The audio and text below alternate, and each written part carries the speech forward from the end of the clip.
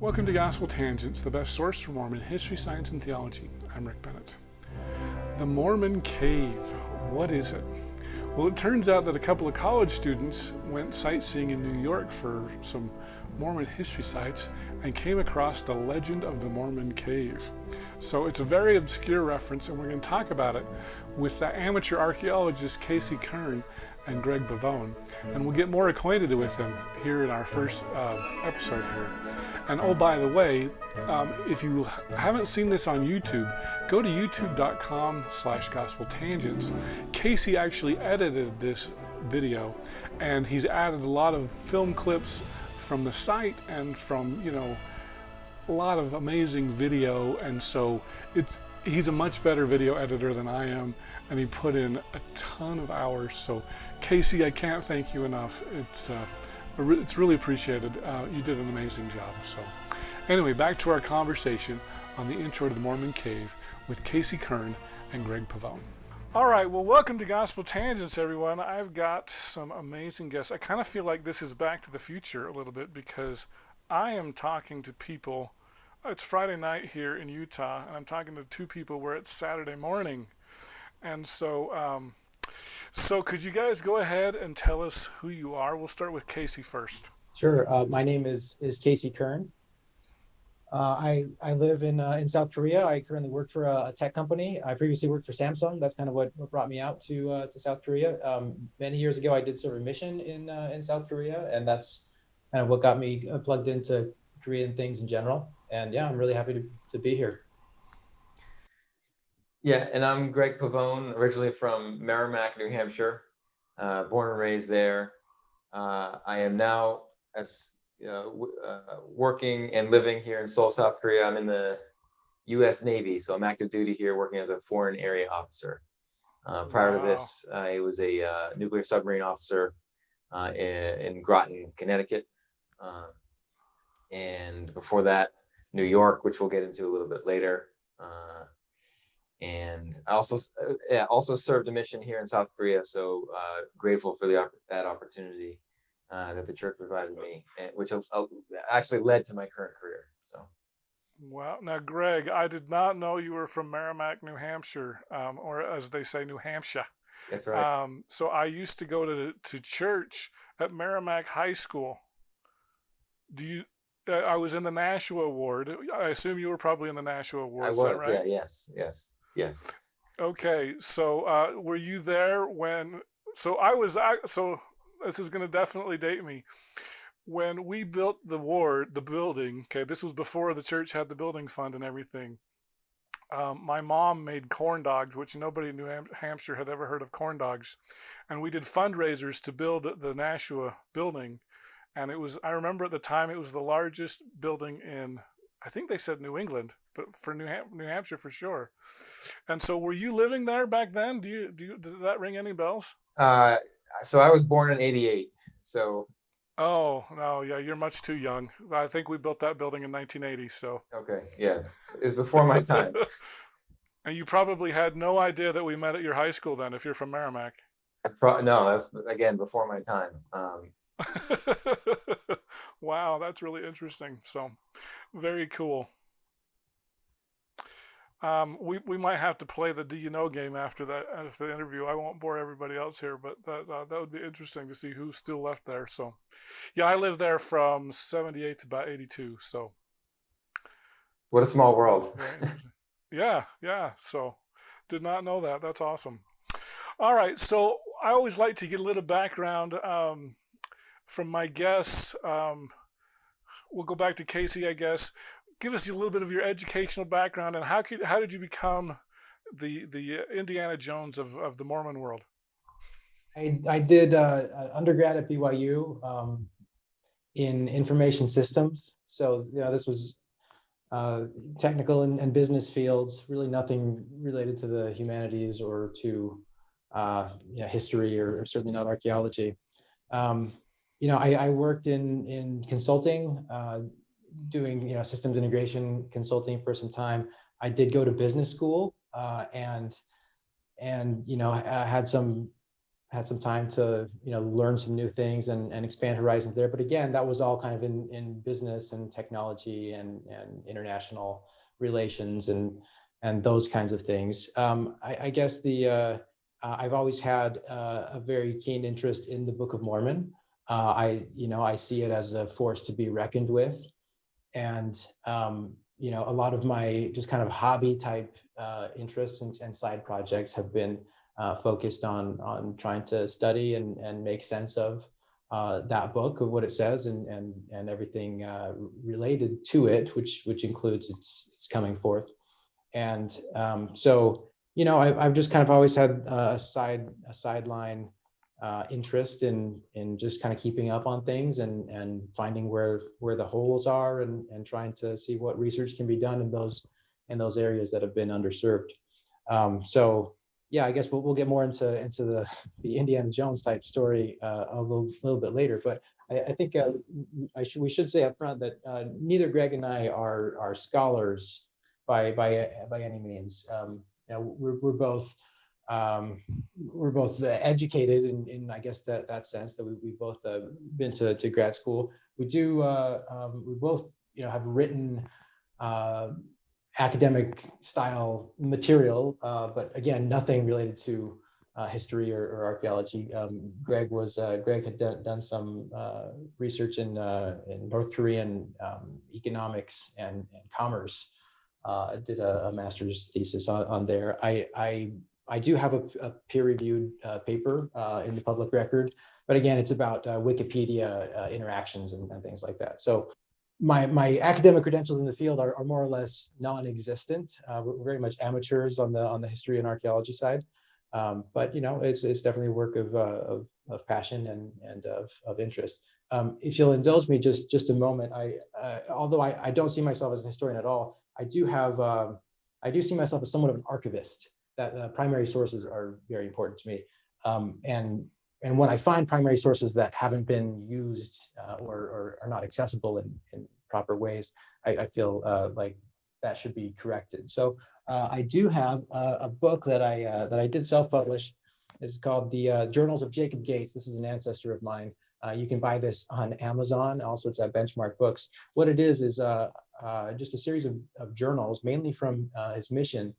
Jacob Gates was an early church member. He was baptized by Orson Pratt, and kind of lived through the Missouri and Nauvoo periods, and then did a bunch of missions in England. So those are primary sources are now available, and certainly welcome any interested researchers to kind of use this resource as kind of a definitive source that's also very accessible and easy to read.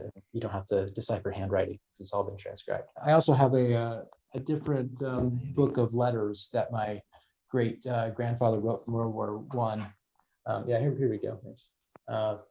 The Alfred Kern Letters from the First World War. Again, kind of a primary source, written without much commentary, but an interesting just piece of documentation of this is how an LDS farm boy from Idaho was processing and the events of the war and kind of getting enlisted. And so I do kind of have a side interest in the hobby side of history and documentation and the historical sources and whatnot.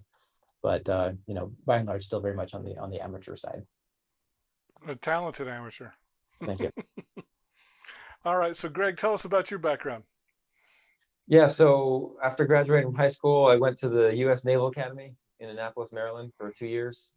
After my sophomore year, I chose to disenroll. You actually don't commit to the Navy until you start your junior year. So after my sophomore year, I disenrolled and had to serve my mission here in Korea. So I came to Seoul for 2 years.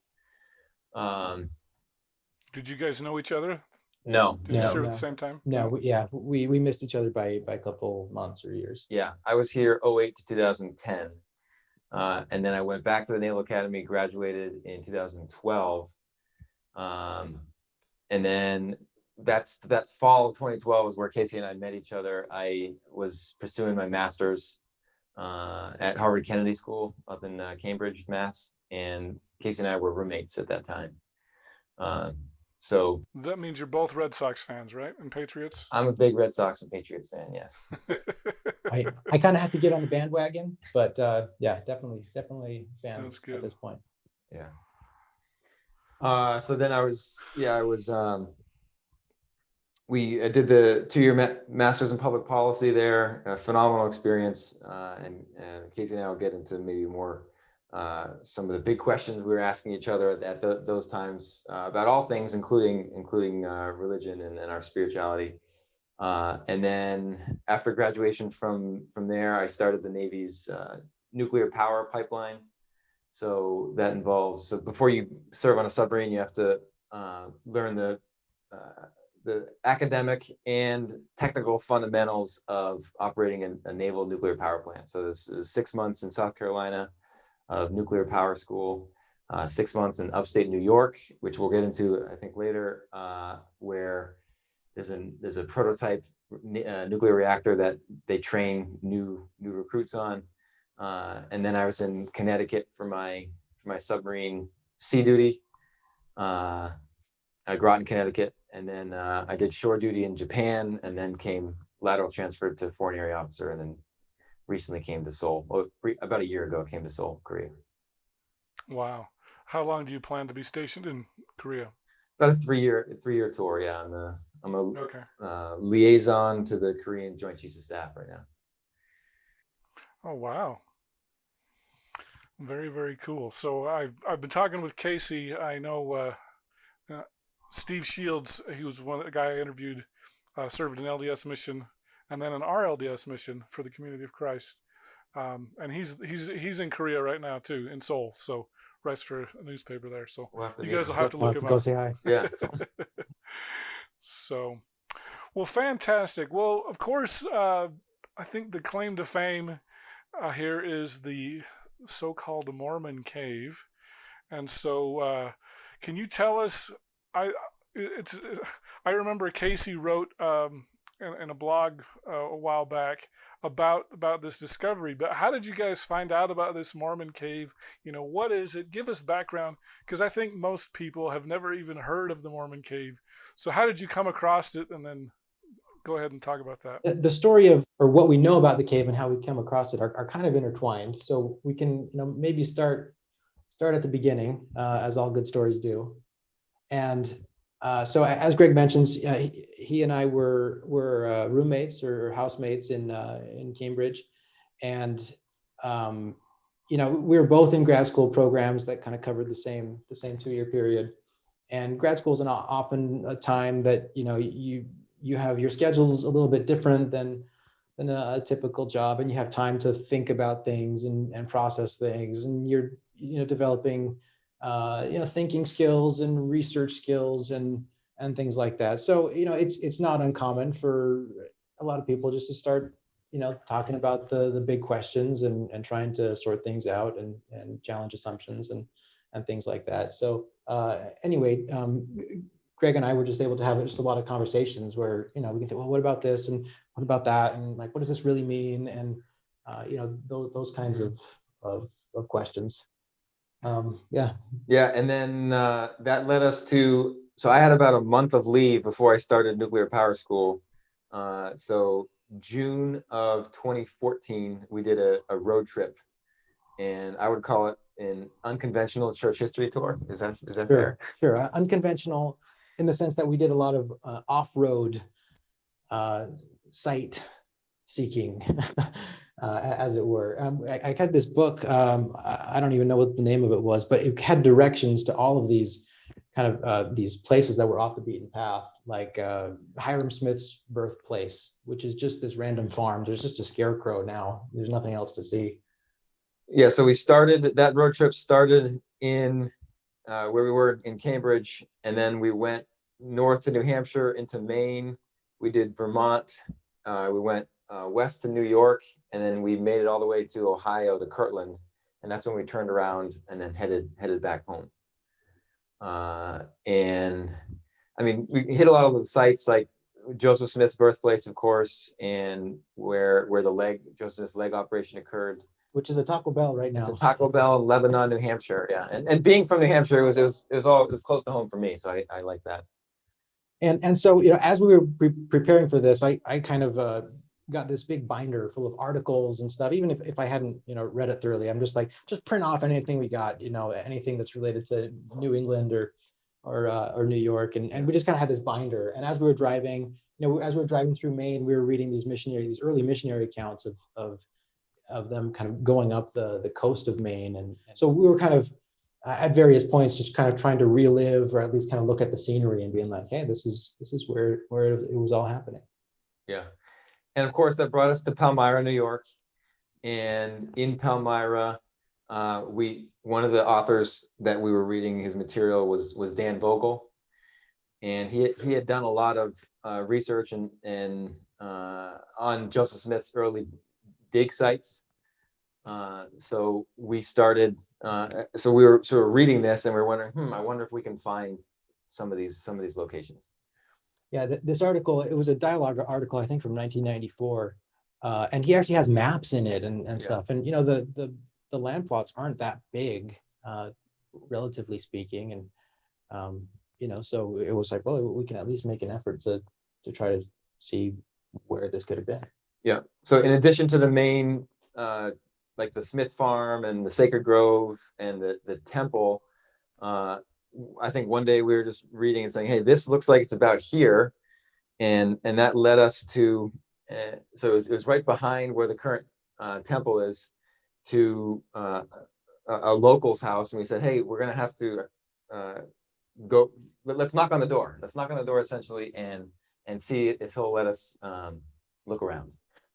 Yeah, there was a description of a hill, and in the article it was called Old Sharp. So we're just like, okay, we got to find Old Sharp Hill, and we could kind of see, the temples. There was the temple, then there was a residential house, and it looked like the hill was somewhere in between.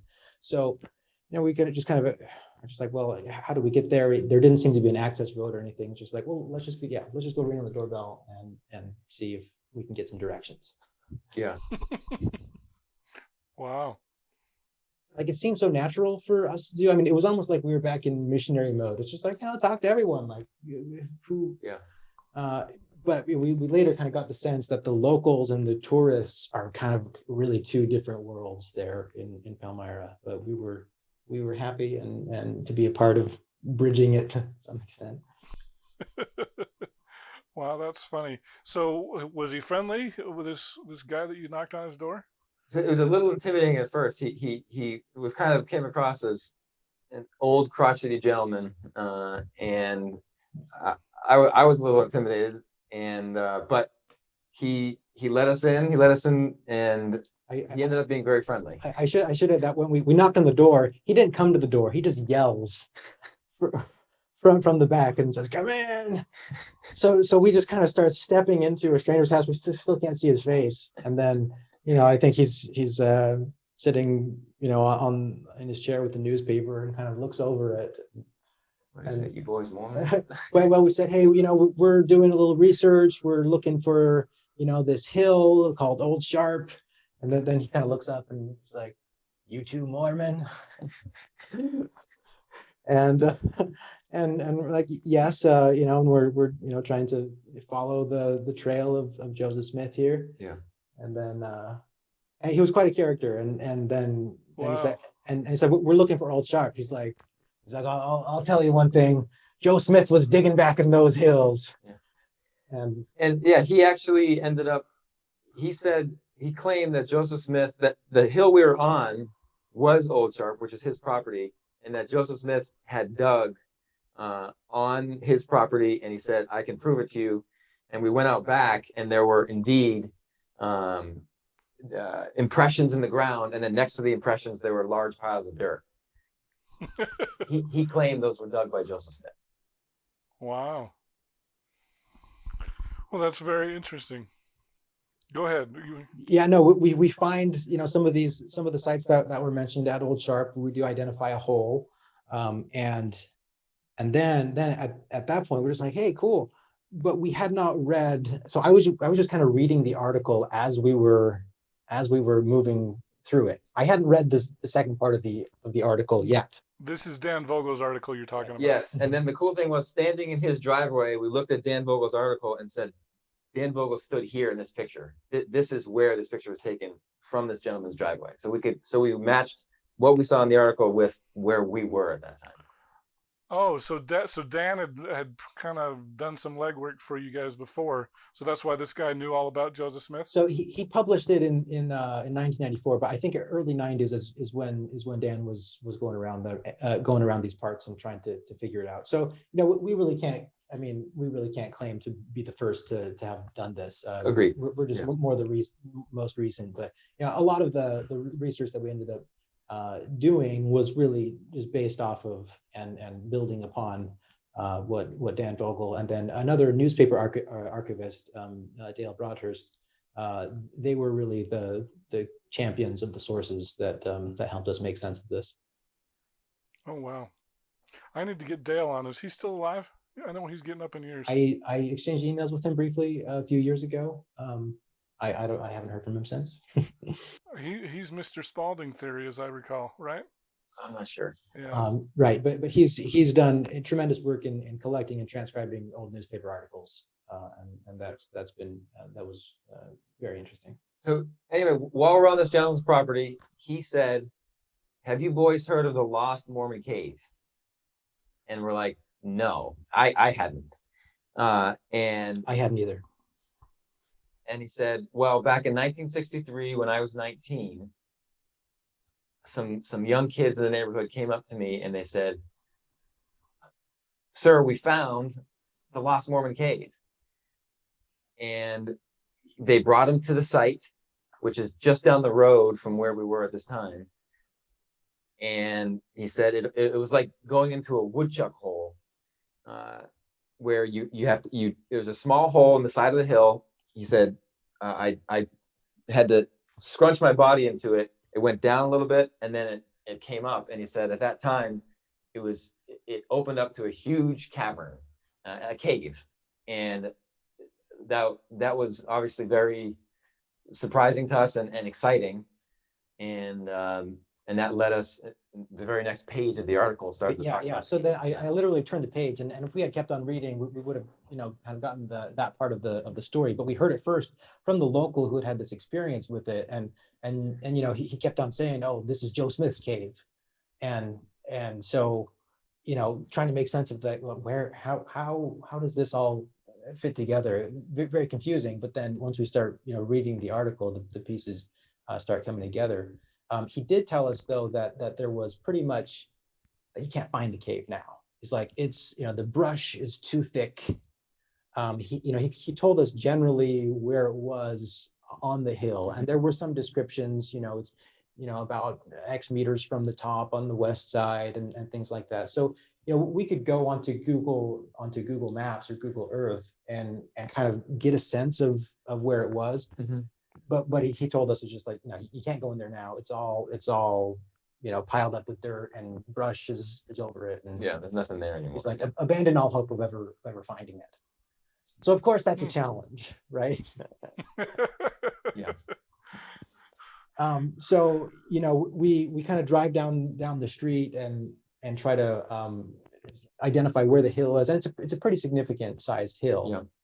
So kind of hard to miss. But then we go on drive to the house that was there, and again we see the same picture that Dan Vogel had taken a picture of. I remember that. It's got a truck in the house and the hill, and it's like, this is it. And then so we go ring the doorbell, and but nobody was home. So this is a different house. This is a different house. Different house. Right down the street. Yeah, it's a small neighborhood, but yeah. So nobody was home, and we just kind of had to leave it at that. We had a general sense of where the cave would be in relation to the hill, but we had the challenge, like, nobody can find us anymore. It's completely lost. And that was just kind of like, we got to get to the bottom of this. We can't just drop this here. But as far as that trip was concerned, we kind of left things there. We ended up going to Kirtland and coming back. But then when we returned, like this was a loose thread It was. that we had to solve. So Palmyra was one interesting stop on this whole trip, and we at that time, though exciting, we weren't going to stop the rest of the trip just to pursue what we weren't sure was there, but hoped was there. So Yeah. didn't get a chance to meet the owner at that time, and continued our trip. Went home. Again, this is June 2014. Fast forward the next month, I moved to South Carolina to start nuclear power school. Casey moves to North Carolina to start for your first job at a grad school. You were in Charleston, I suppose. Yeah. Yes. Exactly. Yep. I served my mission in South Carolina. Wow, that's funny. Goose Creek specifically, but yes. Yeah, Goose Creek. Yeah, okay. I never served there, but yeah, I served all over South Carolina, but not Charleston, unfortunately. Yeah, it's a beautiful city. And then that's June of 2014. In late January 2015, I then finished nuclear power school and moved to Ballston Spa, New York, near Saratoga Springs, to start my nuclear prototype training up there, which is again another 6-month course. So that puts me back in the neighborhood of New York. And meanwhile, Casey had moved to South Korea, and he started doing he did the academic and research side of the house, where he started researching all references to Lost Mormon Cave, Joseph Smith digging, and really tried to find out from, again, primary sources and otherwise, is this real? Is there anything to this? Yeah, so in sorting through all the sources, I just kind of wanted to do a full inventory, just to have it all out there. And again, I was mainly just looking at the footnotes of Vogel and Quinn, and then another category of articles related to Comora's cave. And that was kind of a confusing thing, because you may be familiar with, there's some statements that talk about Joseph and Oliver kind of enter this cave in Cumorah, and there's all these records and things like that. It's really hard to try to make sense of, but it mentions a cave in a hill in the vicinity. So I gathered all of those too. Anything related to a cave, even if it's kind of misidentifying or referencing a different hill. Because we should note that the location of this is not the Hill Cumorah or Gold Bible Hill, later known as Cumorah. How far away is it from Hill Cumorah, would you say? About a mile. A mile or two. It's pretty much close. It's pretty much due east of the Smith farm, which is about 2 miles north of the Hill Cumorah.